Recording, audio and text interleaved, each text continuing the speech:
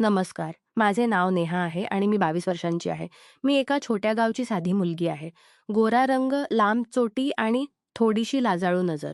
लोक म्हणतात की माझ्या डोळ्यात एक अशी चमक आहे, जी बोलताना हृदयाला स्पर्श करते. आज मी तुम्हाला माझ्या आयुष्याची एक अशी कहाणी सांगणार आहे. ही कहाणी आहे माझ्या जिजू विक्रम आणि माझी. माझ्या मोठ्या बहिणी मीना यांच्या लग्नाला 2 वर्षे झाली होती. विक्रम जिजू गावाबाहेर एका छोट्या शहरात काम करतात. त्यांचे घर जुने होते, लाकडी खांब असलेले, ज्यात जुनी आठवणी वसलेल्या होत्या. मी तिथे जाण्याचा निमित्त शोधत होते, कारण घरात काही तणाव चालू होता. वडिलांची तब्येत आणि माझ्या शिक्षणाचा दबाव. एक दिवस दीदीचा फोन आला. "नेहा, आज इकडे ये. काही दिवस राहा, घर सांभाळण्यात मदत कर." विक्रम एकटे वाटतात जेव्हा मी व्यस्त असते, मी मान्य केले.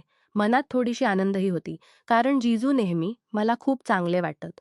साधे बोलणे, मृदू स्वभाव आणि त्यांच्या हास्यात एक वेगळा सुकून होता. जेव्हा मी पोहोचले तेव्हा संध्याकाळचा वेळ होता. जिजू स्टेशनवर घ्यायला आले होते. गाडीत बसताच त्यांनी हसून म्हटले, "अरे साली जी, इतकी सुंदर झाली आहेस की वाटते गावच्या हवेनं तुला आणखी निखरलं आहे." मी लाजली आणि म्हणाले, "जिजू तुम्हीही तसेच आहात." प्रत्येक वेळी मला पाहून असं बोलता, जणू मी काही नवीन गोष्ट आहे. त्यांच्या डोळ्यात एक चमक आली. त्यांनी फक्त हसून टाकले. घरी पोहोचल्यावर दीदीने मिठी मारली. रात्री जेवण करताना गप्पा चालू होत्या. मी त्यांच्याजवळ बसले होते. विक्रमजीजूंनी विचारले, "नेहा, इथे राहून तुला काही त्रास तर होणार नाही?" "मी रात्री उशिरा कामावरून येतो." मी त्यांच्याकडे पाहिले आणि म्हणाले, "जिजू, तुमच्या घरात त्रास कसा? तुम्ही नेहमी असं लक्ष ठेवता, जणू मी तुमची स्वतःची आहे." दीदी हसली, पण जिजूंचा चेहरा थोडा लाल झाला होता. त्या रात्री मी त्यांच्याबद्दल विचार करत राहिले. त्यांचा आवाज, त्यांचा हात जेव्हा त्यांनी माझा बॅग उचलला होता, तो स्पर्श. दुसऱ्या दिवशी सकाळपासून घराच्या मागील जुन्या भागात काम सुरू झाले. घरामागे एक जुनी खोली होती, ज्यात जुनी पुस्तके आणि जुने सामान ठेवले होते. जिजूंनी सांगितले की ते साफ करायचे, कारण नवीन व्यवसायाच्या कल्पनेसाठी जागा हवी होती. मी त्यांच्यासोबत लागले. खोलीत धूळ होती, पण आम्ही दोघे मिळून साफ करत होतो. एक जुना फोटो अल्बम सापडला, ज्यात दीदी आणि जिजूंच्या लग्नाच्या फोटो होत्या. जिजूंनी एक फोटो उचलला ज्यात मीही छोटी होतो आणि म्हणाले, "पाहा नेहा, तेव्हापासूनच तुझ्या डोळ्या अशा होत्या की हृदयात घर करून बसतात." मी त्यांच्याकडे पाहिले. "जिजू, तुम्हीही त्यावेळी इतके बलवान दिसत होतात, जणू कोणत्याही स्त्रीला सांभाळू शकता." पण आम्ही दोघे फक्त हसले. काम करताना आम्ही गप्पा मारत राहिलो. त्यांनी आपल्या संपूर्ण आयुष्याबद्दल सांगितले, कसे कष्ट करून घर उभे केले. मी त्यांना माझ्या शिक्षणाच्या अडचणी सांगत होते. संध्याकाळपर्यंत खोली साफ झाली. थकून आम्ही बसलो. जिजूंनी पाण्याचा ग्लास दिला आणि हात स्पर्श झाला. त्या स्पर्शात ऊब होती. पण मी काही बोलले नाही. मनात एक विचित्रशी खळबळ उठली. त्यानंतर दिवस जात होते. एका संध्याकाळी जिजू कार्यालयातून लवकर आले. दीदी मंदिराला गेली होती. आम्ही दोघे बसून चहा पीत होतो. गप्पा जुनी गावाची रूढी आणि परंपरा यावर चालू झाल्या. जिजूंनी म्हटले, "नेहा, तुझी वय झाली आहे. आता लग्नाचा विचार करायला हवा." मी त्यांच्या डोळ्यात पाहिले आणि म्हणाले, "जिजू, लग्न तर करेन, पण असा माणूस हवा जो समजून घेईल, जसा तुम्ही दीदीला समजून घेता. तुमच्यासारखा हात जो पकडून सांभाळेल." त्यांचा चेहरा थोडा गंभीर झाला.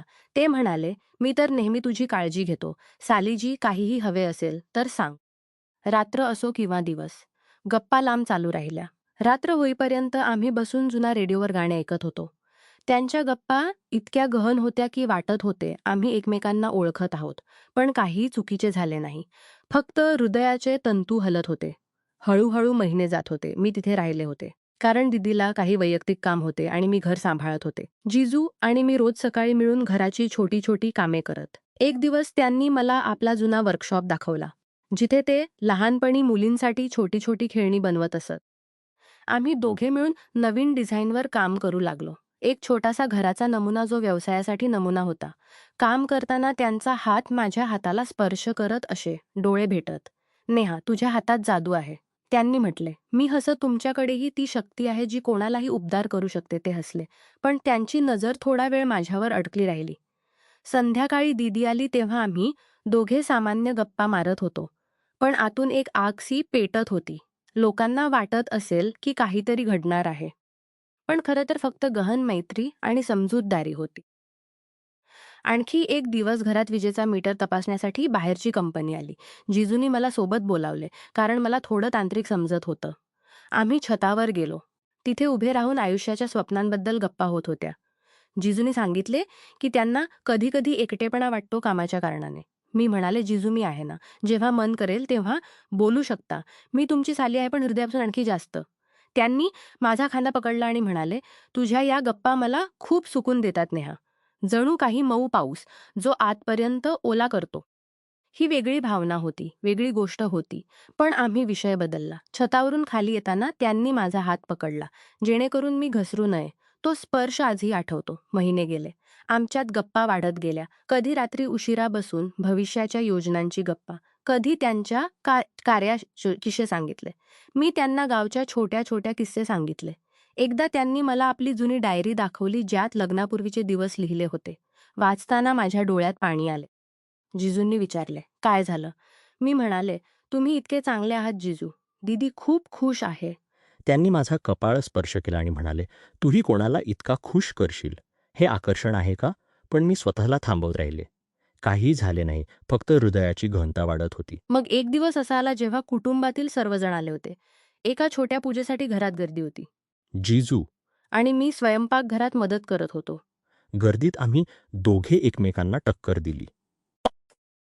त्यांची छाती माझ्या छातीला लागली काही सेकंदांसाठी. नजर भेटली. आम्ही लाजलो, पण लगेच वेगळे झालो. लोकांमध्ये लग्नांच्या गप्पा चालू होत्या. मी जिजूंना हळूच म्हणाले, की आयुष्यात आणखी काहीतरी आहे, जे आपण चुकवत आहोत. त्यांनी उत्तर दिले, होय नेहा, पण नातेसंबंध निभवणे हीही एक कला आहे. तुला पाहून वाटतं की तू हे खूप चांगल्या प्रकारे जाणतेस. रात्री सर्व झोपले तेव्हा आम्ही दोघे बाहेरच्या अंगणात बसून गप्पा मारत होतो, तारे पाहत. त्यांच्या आवाजात अशी मृदुता होती की हृदयाला स्पर्श करते. वेळ गेला. मी तिथे काही महिने राहिले होते. दीदीने लक्षात घेतले की आम्ही दोघे खूप जवळ आलो आहोत. पण ती खुश होती, कारण घरात सुकून होता. एक दिवस जिजूनी मला बोलावले आणि म्हणाले, नेहा तुझ्या शिक्षणाचा काय योजना आहे? मी सांगितले की मी शहरात कोर्स करू इच्छिते. जिजूंनी मदत केली. त्यांनी आपल्या ओळखीतून बोलले प्रवेशासाठी मदत केली. त्यांचा हा पाठिंबा इतका खरा होता की माझ्या डोळ्यात अश्रू आले. जिजू, तुम्ही माझ्यासाठी इतकं करत आहात. त्यांनी म्हटले, तू माझी साली आहेस, पण हृदयापासून बहीण आहेस. तुझ्या आनंदातच माझा सुकून आहे.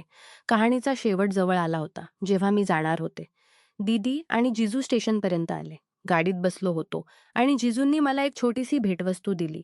तो मुलीचा छोटा घराचा नमुना, जो आम्ही दोघांनी मिळून बनला होता. हे घर नेहमी आठवण करून देईल की नातेसंबंध कसे निभवले जातात. ते म्हणाले. मी रडू लागले. घरी परत आल्यावर मी विचार करत होते की जे लोक विचार करतील की आमच्यात काही झाले, त्यांच्यासाठी हे कुतूहल होते. पण खरं तर ही फक्त एक सुंदर नात्याची कहाणी होती. जिजूंनी मला आयुष्याचा योग्य मार्ग दाखवला, आदर दिला आणि कुटुंबाला मजबूत केले. आज जेव्हा मी विचार करते तेव्हा वाटतं की आयुष्यात आकर्षण होऊ शकतं, पण खरा प्रेम निभवण्यात आहे. लोक कदाचित आधी विचारत राहिले असतील की काही होणार आहे, पण शेवटी तेही म्हणतील की ही कहाणी हृदयाला भिडली. कारण खरे नातेसंबंधवर उठून चालतात. माझ्या जिजू आणि सालीची ही कहाणी फक्त इतकीच आहे, गहन, मृदू आणि आठवणीत राहणारी.